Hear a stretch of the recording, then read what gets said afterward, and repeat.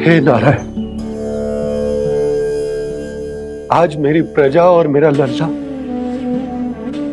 दोनों ही गहरे संकट से घिर गए। आपको मेरी सहायता करनी होगी।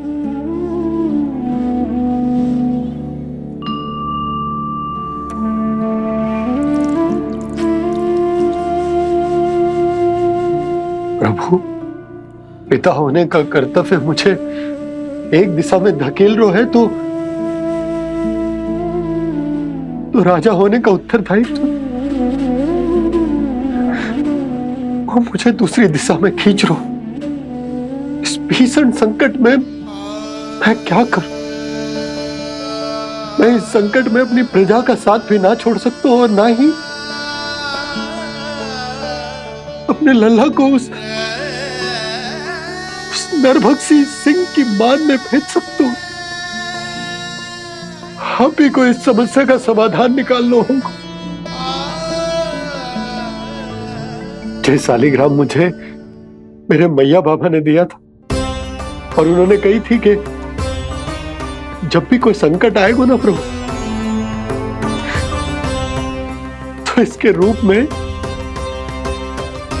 आप मेरा हाथ पकड़ लोगे और मुझे बताओगे कि क्या करना है, कैसे करना है।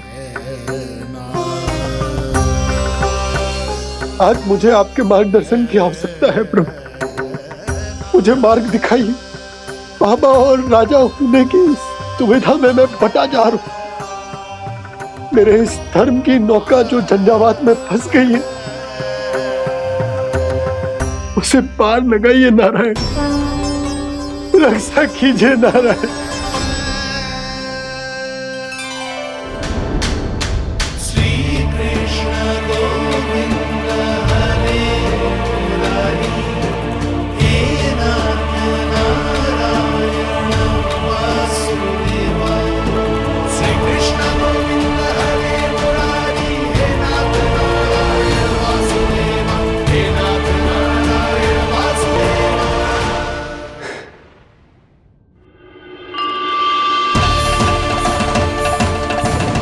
शालिग्राम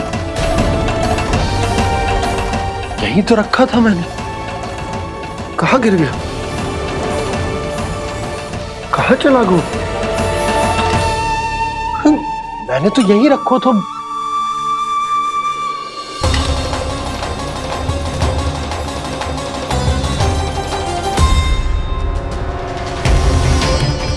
कान्हा, तू यहां क्या कर रहा है?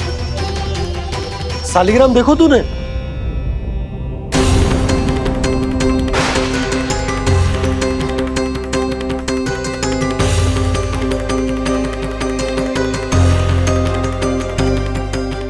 तेरे मुंह में क्या है?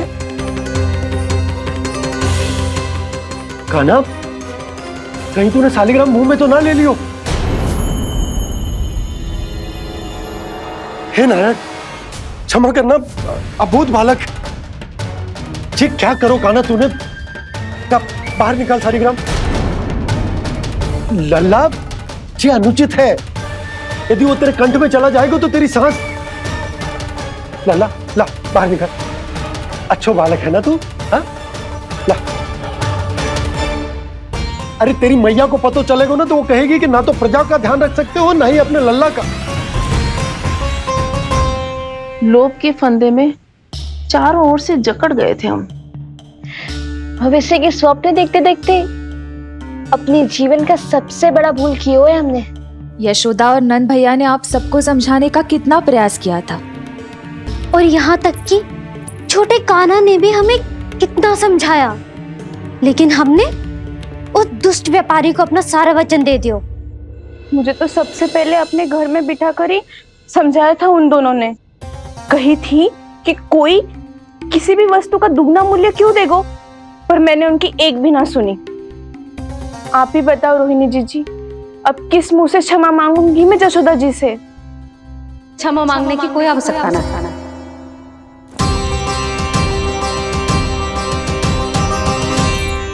महत्वपूर्ण बात तो ये है कि तुम सबको अपनी भूल का आभास होगा और उसका पछतावा भी। पर अब तो बहुत देर हो गई है जशोदा जी। अब क्या होगा? जिस सुनहरे भविष्य के लिए हमने उस कपटी व्यापारी के सामने अपने नारायण के नाम का वचन दिया था, उसने वही भविष्य लेके राजा कंस के पांव के नीचे रख दिया है। संतुष्ट सुखी जीवन जी रहे थे हम। बछड़ों को उनके भाग का दूध मिलता था। हमारे बच्चे जितना चाहे दूध दही माखन खाते थे। अब उनके मुंह का निवाला छीनकर उस दुष्ट कंस को देना पड़ेगा चिच्ची। ना, नारायण की कृपा से तेरी जसोदा जिज्जी के पास गैयों की कमी ना है। मैं अपने घर का सारा गोधन पूरे गांव के साथ बांटूंगी। किसी भी बालक के मुंह से निवाला ना छिने को। नारायण की कृपा से गोकुल का एक भी प्राणी वंचित ना रहेगा। हाँ नहीं तो देख कान्हा, बाबा का कहना मान ले। कान्हा, तुझे नारायण की सौगंध है, वो शालिग्राम मुझे दे दे।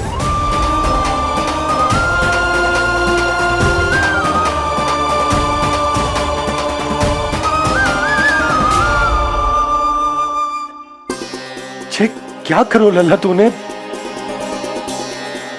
ऐसे भी कोई कर तो है क्या लल्ला?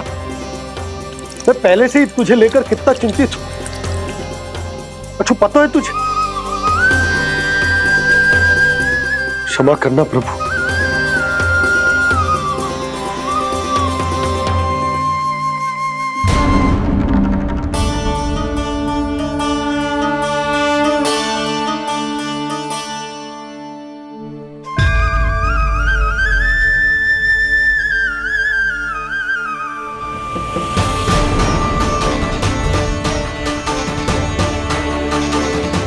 ये क्या कर रहे हो लल्ला? नारायण की मूर्ति कहाँ गई?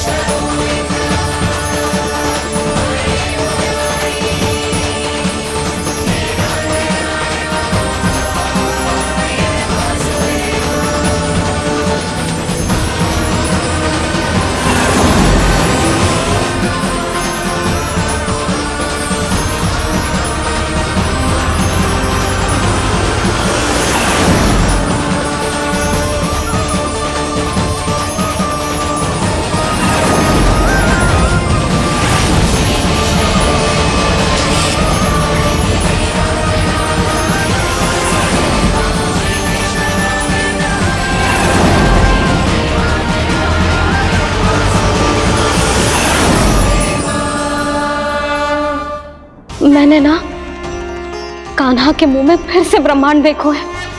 मैंने तो ये भी देखो कि श्री नारायण गोकुल में हर स्थान पे है। जहां देखो वही नारायण। जिनके मुख में त्रिभुवन है, जो सारी सृष्टि का संचालन करते, मैं उन्हीं की चिंता कर रहा था।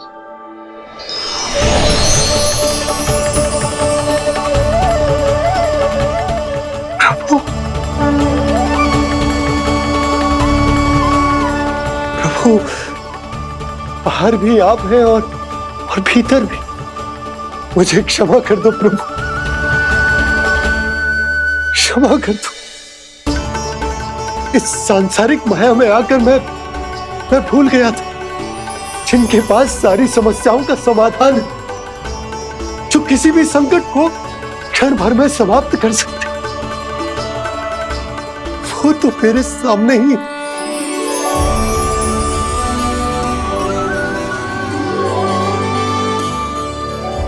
समस्या कैसी भी क्यों ना हो, चिंता समाधान नहीं, बाधा होती है। इसलिए चिंता मत कीजिए बाबा। मैं तो सदैव ही कहता हूं, मनुष्य को कठिन से कठिन परिस्थिति में भी चिंता से दूर ही रहना चाहिए। यदि व्यक्ति अपना सारा ध्यान अपने कर्मों को पूरा करने पर लगाए, तो वो बड़े से बड़े संकट का सामना भी सहज ही कर सकता है। और वैसे भी मेरी पूजा वही करते हैं जिन्हें मेरे अस्तित्व पर विश्वास है।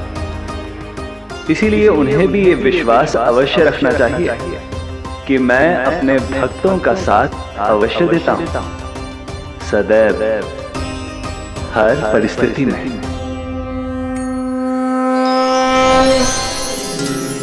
मैं आपके साथ ही हूँ बाबा।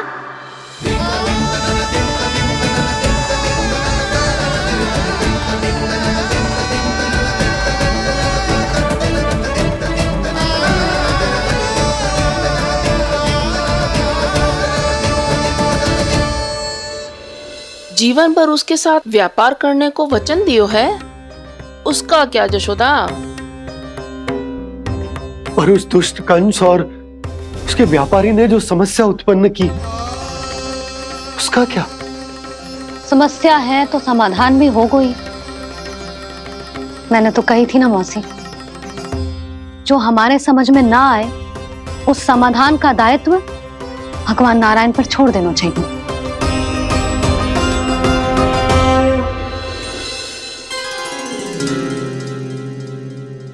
ये देखो,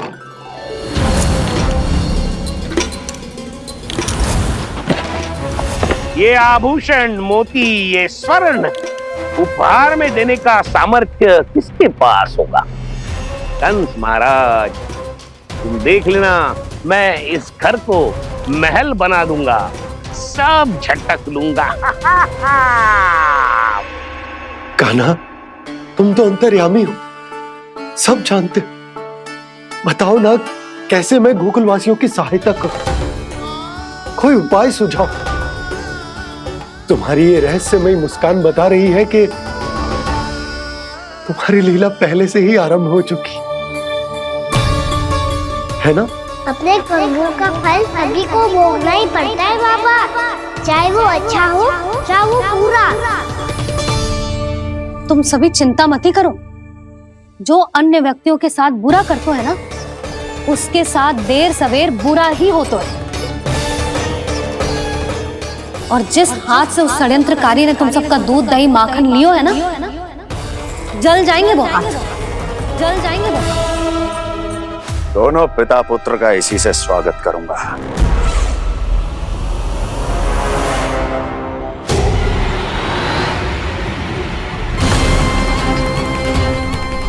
अचानक गदा में ताप कैसा? मेरे हाथ जल रहे हैं।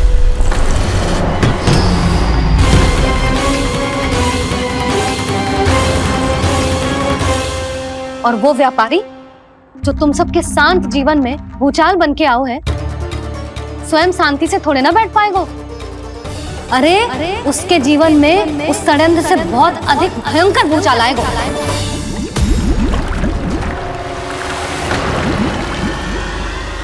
स्वामी, ये अपने आप कैसे बोलने लगा?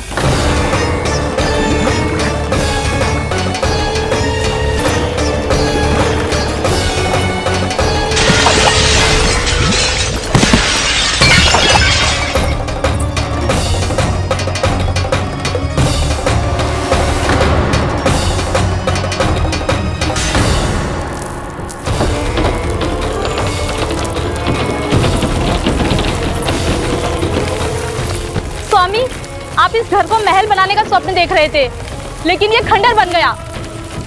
आप जिसके साथ मैत्री का संबंध स्थापित करके आए, वो कोई महान सम्राट नहीं, दुष्ट है। दुष्ट? उस व्यापारी ने दुष्ट कंस के साथ मिलकर भोले भाले गांव वालों का भोजन छीनो है ना, देखना उन दोनों के भोजन में कीड़े पड़ेंगे।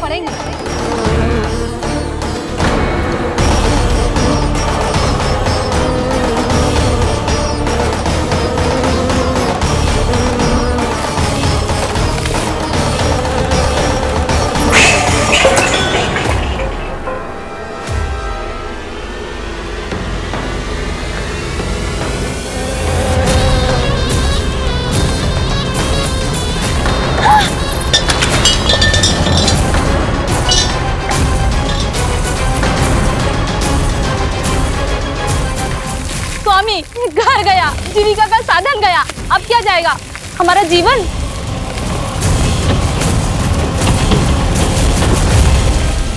महाराज कंस का उपहार, आभूषण वाला संदूक। उन दोनों ने मिलकर तुम सबका दूध दही माखन सच्चा धन छीनने का प्रयास करो, है ना? अब देखना, उन दोनों का धन, उनके आभूषण सब लोहे के बन जाएंगे, कंकड़ पत्थर हो जाएंगे सब, कंकड़ पत्थर हो जाएंगे सब। ऐसा ही होगा मैया।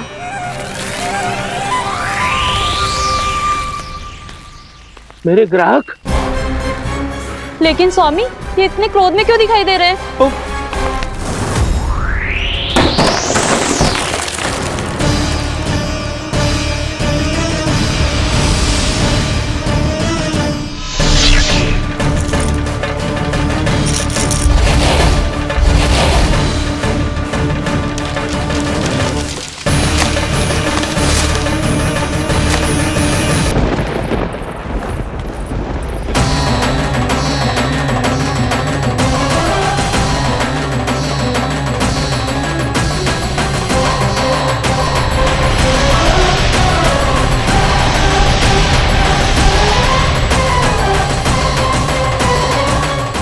विष्णु, विष्णु ने किया है ये सब।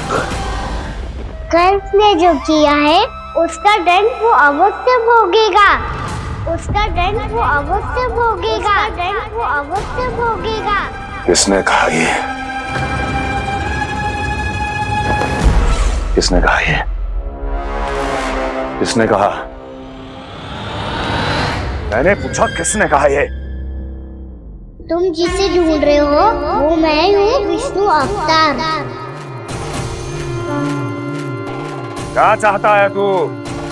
तुम्हारे युद्ध मुझसे था कंस, और मेरे भोले भाले भक्तों को अपने जाल में फंसाकर तुमने सारी सीमाएं पार कर दी। अब जब तक तुम गोकुल के ग्वालों को अनुचित प्रकार के अत्याचार से मुक्त नहीं कर देते, तुम्हारा और अन्य सभी षड्यंत्रकारियों का सामर्थ्य, वैभव, बल सब कुछ नष्ट होता चली जाएगा, और तब तक अपने पूर्व रूप में वापिस नहीं आएगा जब तक तुम उन निर्दोषों को जीवन यापन का अधिकार लौटा नहीं देते।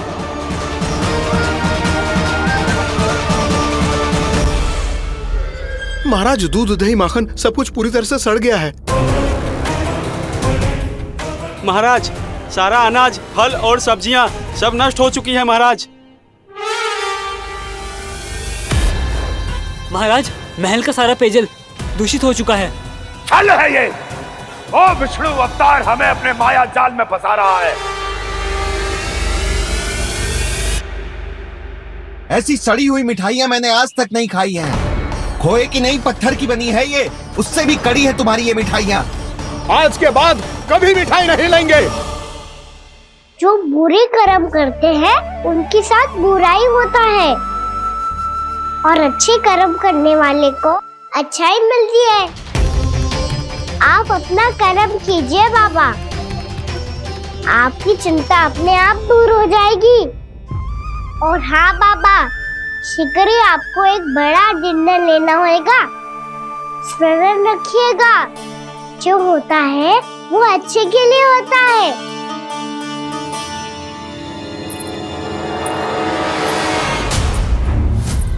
बाबा, मैया आ रही है, क्या करूं?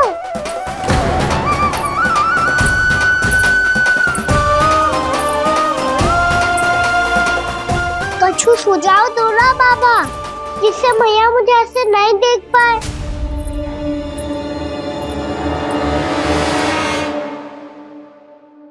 सुनो जी, आपने पुकार लगाई थी क्या?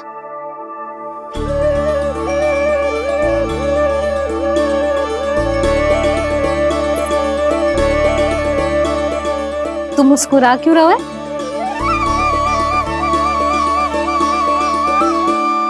और आप भी बदले बदले से दिख रहे हो। पूजा करके तनिक शांति मिली ना? शांति ही ना यशोदा, प्रभु नारायण ने मुझे समस्या को समाधान भी दे दिया। मैं बस अपना कर्म करूं। कल कंस से मिलने मथुरा जाऊंगा मैं। उस दुष्ट अत्याचारी से मिलने जाओगे आप? ना ना, मैं आपको उससे मिलने ना दूंगी। देखो ना आपने कैसे हमारे गांव वालों को फंसाओ है उसने। अवश्य ही आपको भी उसी उद्देश्य से बुला रहा है। आप मुस्कुरा रहे हैं प्रभु? कुछ दिन पहले ही तो मैया सभी को मुझ पर अर्थात श्री नारायण पर विश्वास करने की सीख देकर आई है। अब देखो सेम दिन चिंता करी है ये। चिंता मत ही करो यशोदा, मुझे श्री नारायण किसी भी जाल में ना फंसने देंगे। वो तो यही है हमारे साथ। यही है, इसका क्या अर्थ है जी? तुमने कही थी ना कि तुमने उन्हें हर जगह देखो, हमारे घर में, गोकुल में, तो इसीलिए तुम चिंता ना करो, मुझे अपना कर्तव्य करने दो। कल भोर होते ही मैं मथुरा निकल जाऊंगा। पता तो चले वो हमसे चाहतो क्या है।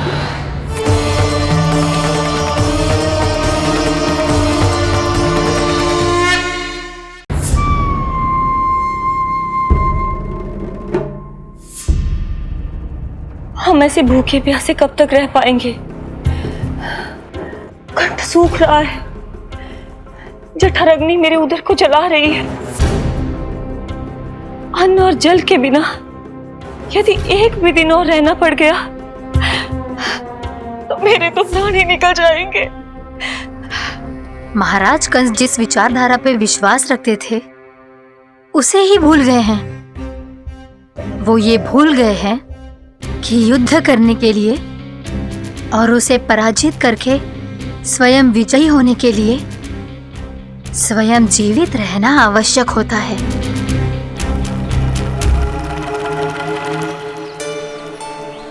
प्रभु ने जो दृश्य मुझे दिखाए, किस बात का संकेत थे वो? क्या मुझे यहाँ आने के लिए प्रेरित करना ही उनकी योजना थी? बहुत सोच विचार के भी ना समझ में आ रहा है। कंस ने, उस व्यापारी ने हमारे साथ जो षड्यंत्र रचो है ना, वो आते कैसे बचेंगे? पर घर में सब स्त्रियां चिंतित हैं।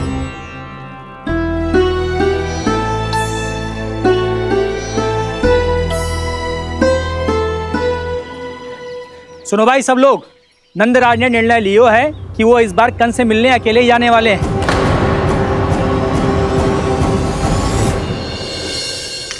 पहले ही वो गांव वालों से सारा दूध दही माखन हड़प चुका है। अब आप और मटकियां क्यों ले जा रहे हो उस दुष्ट के लिए? यशोदा, वो दुष्ट है, अत्याचारी, पर है तो हमारे महाराज ही ना। वैसे खाली हाथ थोड़ी ना जा सकते हो। तुम अपना ध्यान रखना। सुनो जी, मुझे पता है कि मुझे श्री नारायण पे विश्वास रखना चाहिए, बल्कि मैं भी तो यही समझा रही थी इन गोपियों को। पर पता ना क्यों मुझे लग रहा है इसके पीछे उसका कुछ बहुत बड़ा षड्यंत्र है। ना तो आपको अकेले क्यों बुलाता वो? मैं जानता हूं यशोदा, उसने मुझे क्यों बुलाया, पर मैं तुम्हें ना बता सकता। मैं ना चाहता हूं कि तुम चिंता करो।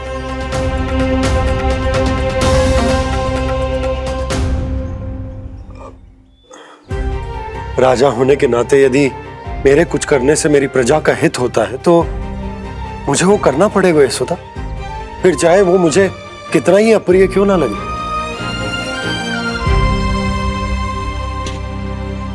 हे नारायण, मेरी दुविधा दूर करो। कुछ ऐसा करो कि इन्हें जाना ही ना पड़े उस दुष्ट के सामने।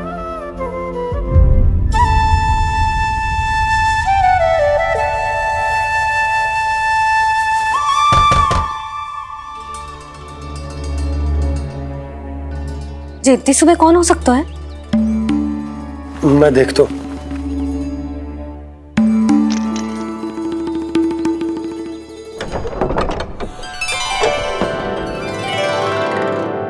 पूर्णामासी, आप? यशोदा,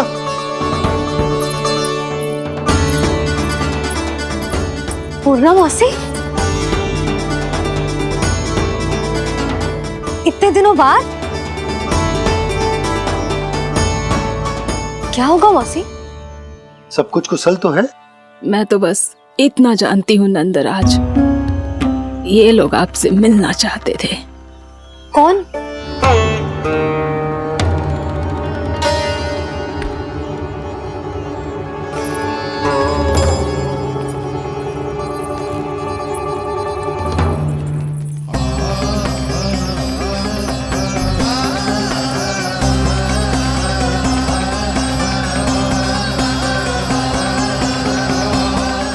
इतनी सुबह आप सब यहाँ, क्या होगा?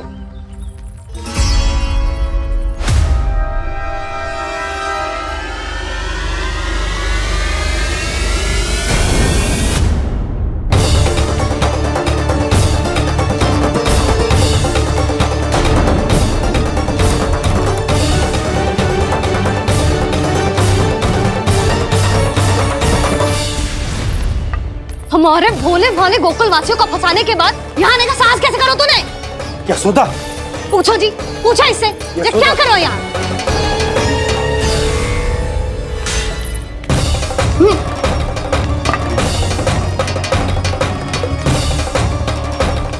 इनकी ये दशा आप सबने तो ना की? नहीं नहीं, इनमें इनका कोई दोष नहीं है। हमारा बस चलता तो इससे भी बुरी दशा करते। ये सब तो मेरी करनी का फल है नंदराज।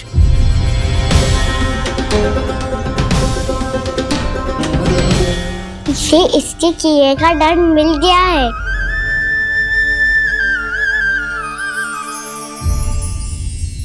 मुझे क्षमा कर दीजिए नंद महाराज, बहुत बड़ी भूल हो गई मुझसे। मैंने इन सब गांव वालों को फंसाने का षड्यंत्र महाराज कंस के कहने पे किया था। वही मेरी भूल थी, मुझे क्षमा कर दीजिए महाराज। बहुत शीघ्र बुद्धि आ गई तुम्हें। मैंने आप सबको लोभ के जाल में फंसाने का प्रयास किया। सच तो ये कि मैं स्वयं लोभ में ग्रस्त था। सब कुछ अधिक से अधिक धन के लिए किया था मैंने। सब कुछ खो दिया। मेरा भोजन सड़ गया, मेरी मिठाई में कीड़े मकोड़े पड़ गए, मेरे स्वर्ण आभूषण मोती सब कंकड़ पत्थर बन गए। अवश्य इसका कोई नया छल है जे। नहीं नहीं नहीं नहीं, मेरा कोई छल नहीं है, मैं सत्य बोल रहा हूं। मैंने कही थी ना, श्री नारायण हमारी सहायता अवश्य करेंगे। दुष्ट और अत्याचारी का दूत बन के आया था ना, ये तो होना ही था। स्वयं श्री नारायण ने न्याय करो है हमारे साथ।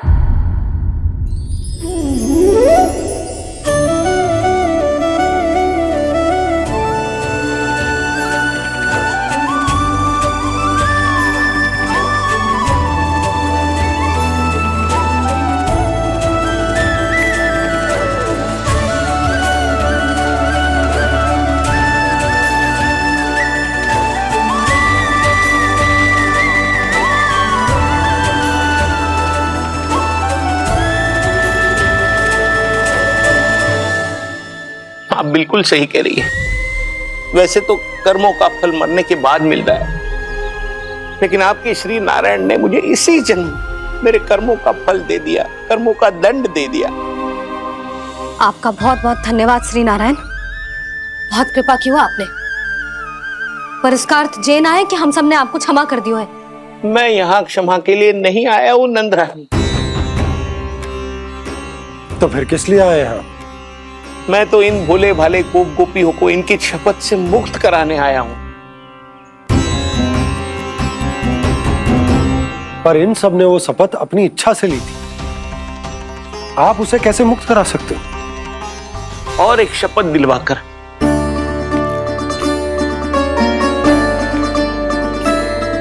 आप लोगों ने भगवान श्री नारायण को साक्षी मानकर यह शपथ ली थी कि आपका सारा दही, दूध, घी, माखन आप केवल मुझे और मुझे ही देंगे। आज उसी भगवान श्री नारायण को साक्षी मानकर मैं आपको शपथ दिलवाता हूं कि आपका सारा दही, दूध, घी, माखन उसमें से एक कण भी आप मुझे नहीं देंगे। प्रतीक्षा क्या कर रहे हो आप सब? शपथ लो। हाँ,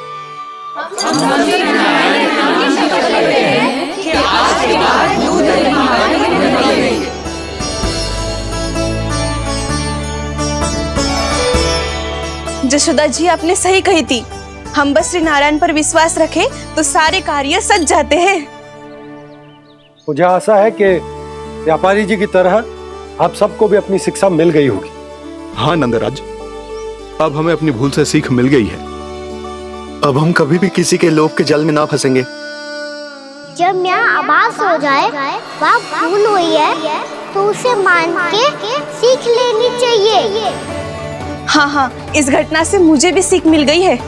मैं भी जो शपथ लेती हूँ कि आज के बाद सारा का सारा दूध दही माखन इस पर सबसे पहला अधिकार गाय के बछड़ों पर ही होगा। सीख समझ सभी ने जैसे ही ली शपथ कि अब लोभ करेंगे ना हानि से भी अधिक मिला है माखन बह रहा देखो कृष्ण लीला देखो कृष्ण लीला।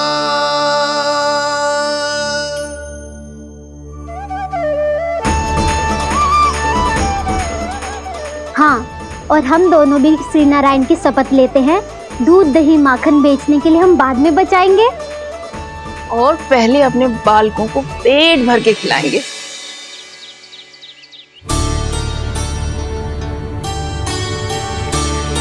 मैया, दादी, शीघ्र चलो। जो माखन प्रसाद की मटकी आप मंदिर से चढ़ा के लाई थी, वो पूरी भर गई है और माखन निकल निकल के बह रहा है। इसीलिए बड़बोलो कहलाते है तू। फिर कहने लगो कथा कहानी। मैया, अपने घर पे भी ऐसा ही हो रहा है।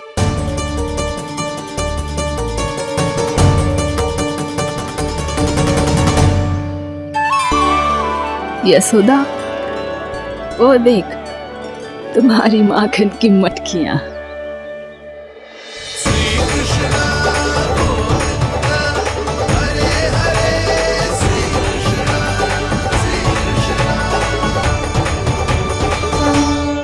मैंने कहा था ना, आप सभी पर श्री नारायण की विशेष कृपा है। जैसे ही आप सबने अपनी भूल स्वीकार कर ली, भगवान ने आपके माखन की सारी हानि पूरी कर दी।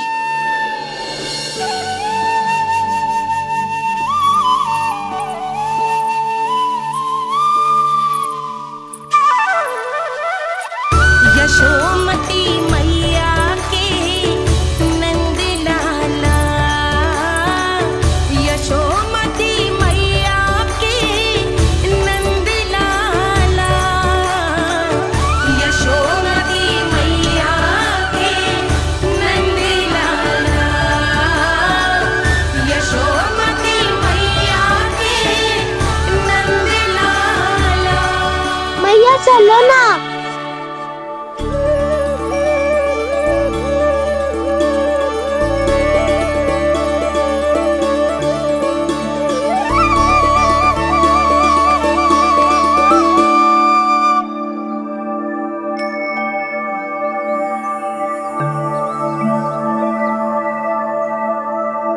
कौन से कान्हा पे विश्वास करूं मैं? उस सियाने पे जो कुछ ही समय पहले अपनी लीला दिखा रहा था, या उस निर्दोष पे जो आसपास की हर घटना से अनभिज्ञ बैठो है?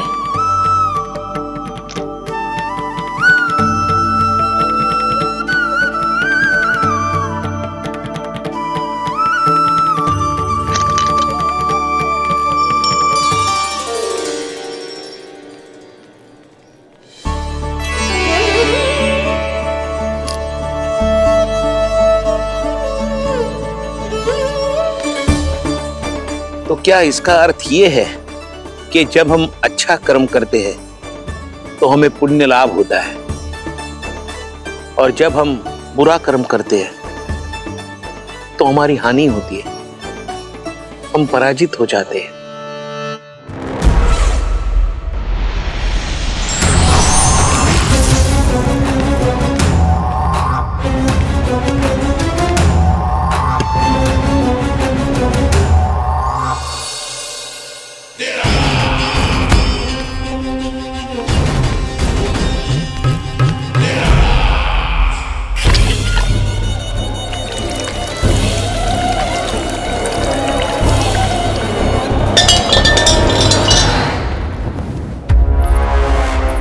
अस्ति प्राप्ति। मैंने कहा था ना, ये सारी माया उस विष्णु अवतार की है। अरे वो तो इतना भी शक्तिशाली नहीं है कि अपनी ही माया का प्रयोग पर्याप्त समय तक कर पाए और मुझे पराजय स्वीकार करने पर विवश कर पाए।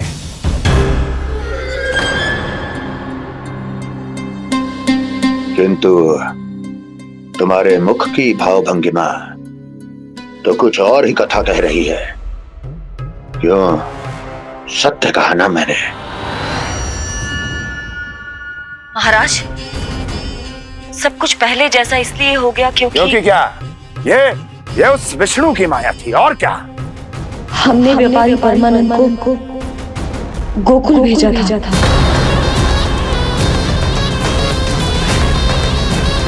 हमने व्यापारी परमानंद को गोकुल भेजा था ताकि वो गोकुल वासियों को अपने साथ व्यापार करने के वचन से मुक्त कर सके।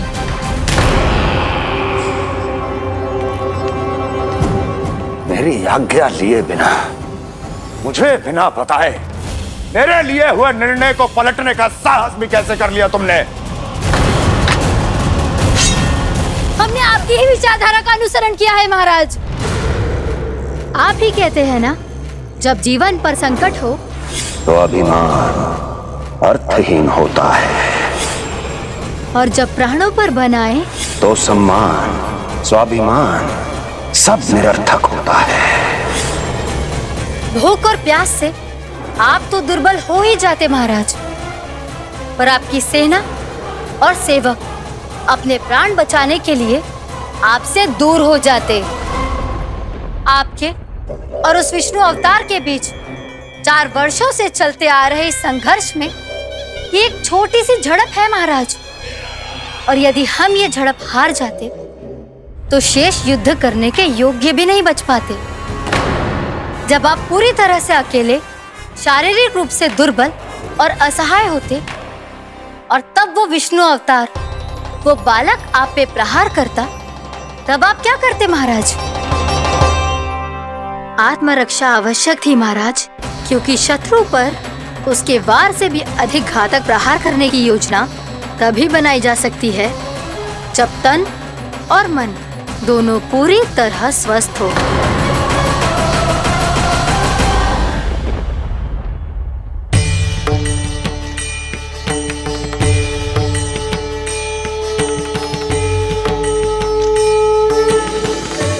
सच्ची बताओ, ये सब आप ही ने क्यों है ना?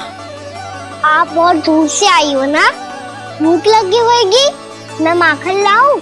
आज पूरे गोकुल में माखन बह रहा है। इसके पीछे आप ही की लीला है ना? मैं अभी माखन लाता हूँ।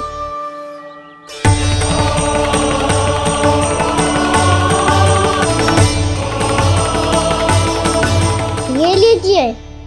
बताओ ना, पूरे गांव में प्रसन्नता की बयार बह रही है। हर ग्रामवासी के मुख पर हर्ष और उल्लास दमक रहा है। ये सब आप ही का चमत्कार है ना?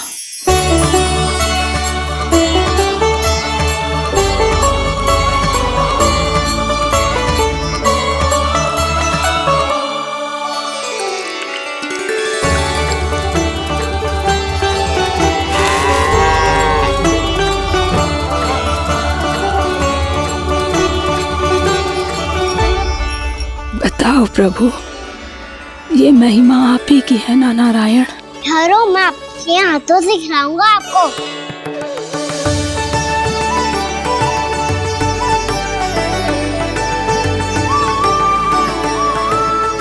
बताओ ना प्रभु, आप लालन करवाने आए हो या सबका पालन करने आए हो?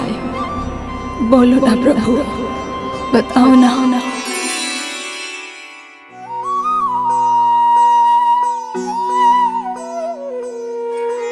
आए हो लालन करवाने या पालन करने आए हो, या जगपाला बन नंद लाला मन को हरने आए हो। आए हो लालन करवाने या पालन करने आए हो। नैनों से देख